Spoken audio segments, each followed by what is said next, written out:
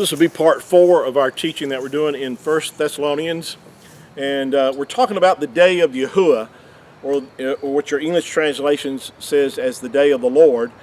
And again, I mentioned in our past teachings that this reference of the day of Yahuwah is referred to approximately 25 times in the scriptures. It's a day of wrath. It's a day of Yahuwah's anger. It's a day of judgment. It's a day of punishment for the nation of Yasharel. It's referred to as Jacob's trouble in the book of Jeremiah. It's a time frame that Yahuwah is going to use to bring the nation of Yasharel to their realization of who the Messiah is, and the Mashiach. And it's also a time that the sinners will be removed off the earth. So it's a very serious time that we're about to enter into. Now that's the bad side of or the bad news of the day of Yahuwah. The good news is that those that have put their faith and trust in the Mashiach, that have been born of the Ruach HaKodesh, will not have to endure this time frame. Now, Paul, and we're going to read through our sessions about what the Apostle Paul had to say about this aspect, especially as he wrote to the church in Thessalonica, that they would not have to endure this terrible time frame, because he made reference to the fact that we were delivered from the wrath to come. Again, I pointed out the fact is that the wrath to come is not a reference to eternal punishment or the lake of fire, or it will be cast into hell. It's talking about the judgment time of Yahuwah in reference to this the tribulation period. So we've been delivered from those that have their faith and trust in the Mashiach, have been born of the Ruach HaKodesh. We will not have to face that time frame. In fact, Paul even mentions in chapter 4 here, we haven't gotten down to this verse yet, but of chapter 4 verse 18, he says, "Wherefore comfort one another with these words." So I'm here to comfort you today that are part of the family of Yahuwah, that have been born of the Ruach HaKodesh, and to comfort you and let you know that you will not have to endure this time frame. Now, I know there's a lot of different opinions, there's a lot of different, ideas that people have about this. It's one of the most controversial subjects, I guess, that you could get into. I think that's why a lot of people don't avoid teaching it, because they don't really want to get into controversy. But I honestly believe that that's not right. I believe that we should teach, even if we have opposing views, even if you oppose what I'm sharing with you.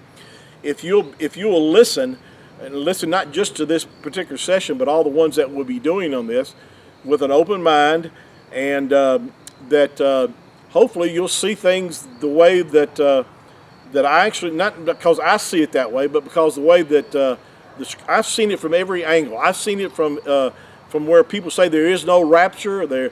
I've heard people say that the rapture will happen at the end of the tribulation. Some people say and believe that the rapture or the catching up of the church will happen in the middle part of the tribulation. I mean, there's all kind of opinions out there, and a lot of people get confused, and they don't know what to believe. Well, if you'll thoroughly search it out, because I've like I said, I've heard all of the different opinions. I think if you sent me something that was different, I mean, from your standpoint of what you view this time frame about, that I would not have heard that remark already made. So we're going to get into this, and so with that said, I want to continue reading down through here. 1 Thessalonians chapter 4. In fact, I would encourage you to read chapter 4, verse 13 through 18, and just follow along what's being said here. It says, "But I would not have you to be ignorant, brethren, concerning them which are asleep, or those that have died before us, that you sorrow not, even as others which have no hope." Now again, Paul is saying he doesn't, and this is the will of Yahuwah, that we be not ignorant of this. See, this is another proof of the fact is why we should study this out, because Yahuwah does not want us to be confused. He wants us to know, as believers, is the reality of the tribulation period, and to be aware of the signs and the times that we're living in, and to be sober, to be vigilant, about the time frame that we're living in, and also to realize that there's great comfort in the fact to know that we as believers will not have to go through this time frame. But even with that said, it would also stir us up to live a separate life unto Yahuwah, to be more conscious and more committed to our relationship and our fellowship with Him. Realize as the more that we see that day approaching, the book of Hebrews says that we're to don't neglect the assembling of ourselves together, even as you the more that you see the day of Yahuwah approaching. In other words, that it's very important that you and I stay built up spiritually, and that we are strong in Yahuwah, especially as we see this day approaching, because we do not want to be someone that turns away, or someone that is is slack in their walk with Yahuwah when He's about ready to appear and catch up His church, His body of believers. And so we want to be sober. We want to be vigilant. We want to be ready to go, as the Mashiach encouraged us to watch and to be ready. For He said that He was coming at a time that we would not expect Him to come. So in other words, He also said He will come as a thief in the night.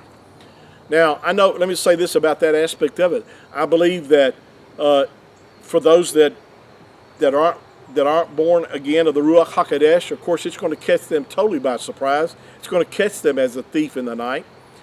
Those there may be believers that are not paying attention either to what's happening. It's going to catch them as a thief in the night. But those that are ready, those that are seeking, those that are watching and praying, as Yahushua said, we're ready. I'm ready. I'm watching every day. I'm ready to go. I have separated myself emotionally, every way I can away from this earth. I'm ready. I set my affection on things above, not on things on this earth. So I'm ready to go. And I want to encourage you that if you're not, that you get that way real quick. Now, it doesn't mean that you still don't plan for your future. You live your life as you normally would live it, except for the fact is that you realize of the urgency of the time frame that we're living in. That's going to cause you to live a more separate life unto Yahuwah. It's also going to encourage you to warn others that do not know, your family, your friends who do not know Yahushua, to let them know to the time frame that we're about to enter into, and encouraging them that if they don't know the Mashiach, that they repent and believe on the Messiah, Yahushua HaMashiach, the Messiah, and trust Him for their salvation. Thank you for your time this afternoon, and I love you. Yahuwah loves you, and please share this with others, and we'll join together on our next session. Shalom.